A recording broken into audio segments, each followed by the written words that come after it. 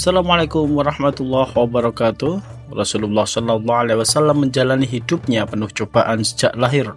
Kehilangan ayah bahkan sebelum beliau melihat dunia, disusul oleh kepergian bundanya tercinta saat usianya masih belia. Tapi di balik kesedihan itu ada sosok-sosok istimewa yang menjadi pengganti orang tua dan memberikan kasih sayang tanpa pamrih. Yuk kita kenali lebih dekat mereka yang sangat berjasa dalam hidup Rasulullah SAW yang merawatnya dengan penuh cinta dan dedikasi. Pertama yaitu Ummu Aiman. Ummu Aiman adalah seorang budak perempuan berkebangsaan Habasyah yang dimiliki Abdullah. Ia memiliki nama lengkap Barokah binti Tha'labah bin Amr, lebih dikenal dengan Ummu Aiman karena diambil dari nama putra pertamanya yang bernama Aiman bin Ubaid. Ummu Aiman merupakan seorang budak yang memang sudah dipersiapkan untuk melayani Aminah binti Wahab sejak mengandung janin Nabi Muhammad. Semenjak bayi Nabi Muhammad lahir, Ummu Aiman selalu berada di sisinya. Suatu hari Aminah binti Wahab membawa pulang Nabi Muhammad kecil pergi ke Yathrib, bersilaturahmi dengan keluarga yang berada di sana. Ia mengunjungi Bani Najjar yang merupakan bagian dari rumpun keluarganya. Dan kesempatan ini Ummu Aiman ikut serta menemani perjalanan Rasulullah dan Aminah.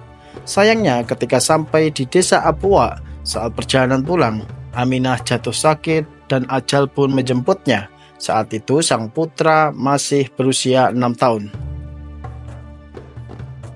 Sepeninggal Aminah dan Muhammad kecil menjadi yatim piatu, Ummu Aiman lah yang bertindak sebagai perawat yang selalu merawat Nabi Muhammad SAW. Ia lalu mengajak Muhammad kecil pulang ke Mekah untuk menemui kakek dan paman-pamannya. Sejak saat itu Ummu Aiman berperan sebagai ibu Muhammad yang mengasuh dan membimbingnya sewaktu masih kecil hingga dewasa. Berkat itu dirinya dikenal sebagai ibunda kedua Rasulullah SAW. Setelah Nabi Muhammad tumbuh dewasa dan menikah dengan Khadijah binti Khuwailid, beliau memerdekakan Ummu Aiman. Nabi pun menikahkannya dengan Ubaid bin Harith. Dalam pernikahannya, Ummu Aiman dikaruniai seorang anak bernama Aiman setelah suaminya meninggal. Ummu Aiman kembali ikut Nabi Muhammad SAW tinggal di Mekah. Kedua yaitu Abdul Muthalib. 5 hari setelah kewafatan ibunda tercinta, Muhammad kecil diasuh oleh sang kakek Abdul Muthalib. Namun baru 2 tahun Nabi Muhammad merasakan kasih sayang yang melimpah dari sang kakek. Ia harus kembali berduka karena sang kakek menghembuskan nafas terakhirnya. Usia Nabi saat itu baru 8 tahun. Namun pengalaman pahit begitu kerap menghampirinya.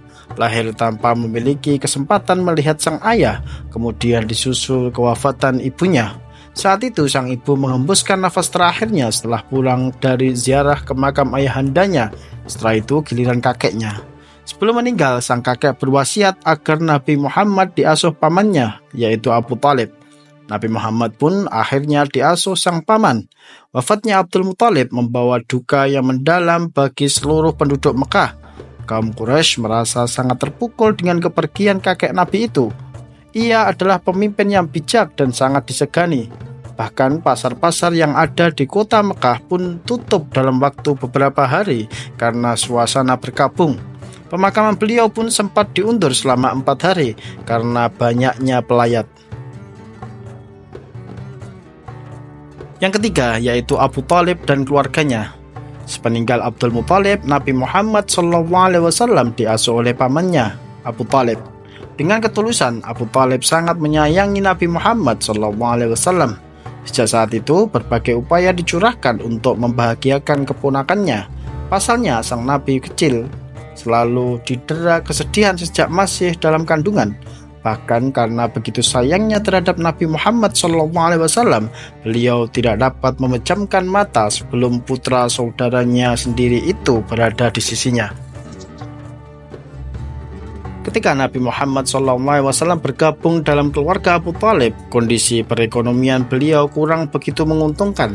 Meskipun sekali dua kali beliau mampu melakukan perdagangan keluar daerah, namun hasil yang didapatkannya hanya mampu untuk mencukupi kebutuhan keluarga. Secara kasat mata, kehadiran Nabi Muhammad SAW memang akan menjadi bebannya kian berat. Namun kenyataan ternyata berkata lain. Kondisi keluarga beliau justru kian merangkak naik ke tahapan yang lebih nyaman. Sebelum Nabi Muhammad SAW bergabung dalam keluarga tersebut, bisa dipastikan tidak ada satupun yang merasa cukup kenyang saat makan. Kini setelah putra Abdullah itu hadir di tengah-tengah keluarganya, semua itu hampir tidak pernah terjadi. Mereka yakin semua ini terjadi akibat keberkahan yang dibawa oleh Muhammad kecil. Karena itulah seluruh keluarga tidak pernah protes saat ketika Abu Thalib berkata, "Jangan ada yang makan sebelum Nabi Muhammad SAW datang." Begitu Nabi Muhammad SAW datang, barulah dimulai makan bersama.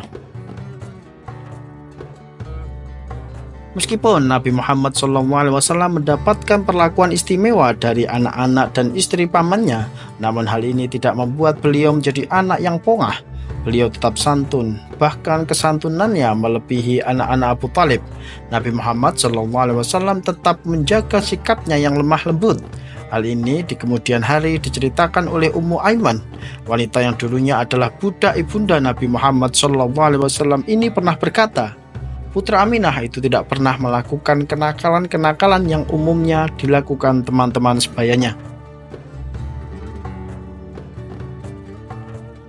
Demikian perjalanan hidup Rasulullah mengajarkan kita bahwa di tengah segala kesulitan selalu ada orang-orang yang dikirimkan oleh Allah untuk mendukung dan menyayanginya.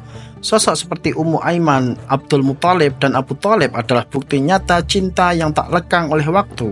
Mari jadikan kisah ini inspirasi untuk menghargai orang-orang yang hadir dalam hidup kita. Jangan lupa untuk like, subscribe, dan share agar lebih banyak lagi yang terinspirasi dari kehidupan Rasulullah SAW. Sampai jumpa di video selanjutnya. Wassalamualaikum warahmatullahi wabarakatuh.